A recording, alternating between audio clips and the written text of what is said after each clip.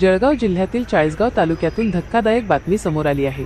चाळीसगाव ग्रामीण पोलिसांनी टाकलेल्या धाडीत मोठ्या प्रमाणात प्रतिबंधित गुटख्याचा साठा जप्त करण्यात आला आहे।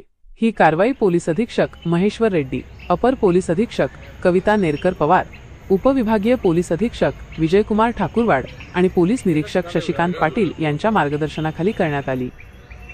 चाळीसगावात इंडियन रुपी 93,000चा गुटखा जप्त, एकाला अटक। चाळीसगाव प्रतिनिधी। चाळीसगाव ग्रामीण पोलिसांनी केलेल्या कारवाईत सुमारे 93,112 रुपये किमतीचा विमल पान मसाला गुटखा जप्त करण्यात आला आहे। गोपनीय माहितीच्या आधारे पोलिसांनी ही धडक कारवाई करत विजय प्रभाकर भंडारे वय 42 या आरोपीला अटक केली आहे। हा आरोपी रांजणगाव ता चाळीसगाव येथे किराणा दुकान चालवतो। मिळालेल्या माहितीनुसार पोलीस निरीक्षक शशिकांत पाटील यांना गुप्त बातमीदारामार्फत माहिती मिळाली होती की विजय भंडारे हा त्याच्या किराणा दुकानाशेजारील गोदामात प्रतिबंधित गुटखा, पान मसाला आणि तंबाखूचा मोठा साठा करून ठेवतो। या माहितीची खात्री पटल्यानंतर पोलीस निरीक्षक पाटील यांनी तातडीने कारवाईचे आदेश दिले। सहाय्यक पोलीस उपनिरीक्षक प्रदीप शेवाळे यांच्या नेतृत्वाखालील पथकाने रांजणगावातील भंडारे यांच्या गोदामावर छापा टाकला।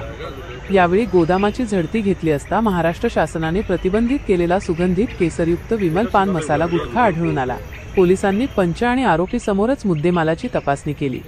यामध्ये वेगवेगळ्या पांढऱ्या रंगाच्या गोण्यांमध्ये पॅक केलेला गुटखा सापडला। जप्त केलेल्या गुटख्याची एकूण किंमत 93,112 रुपये असल्याचे पोलिसांनी सांगितले। या प्रकरणी चाळीसगाव ग्रामीण पोलीस स्टेशनमध्ये भारतीय न्याय संहिता कलम 123, 223, 274, 275 आणि अन्न सुरक्षा मानके अधिनियम 2006 कलम 26(2), IV 27(3), D 27(3), E 59 नुसार गुन्हा दाखल करण्यात आला आहे।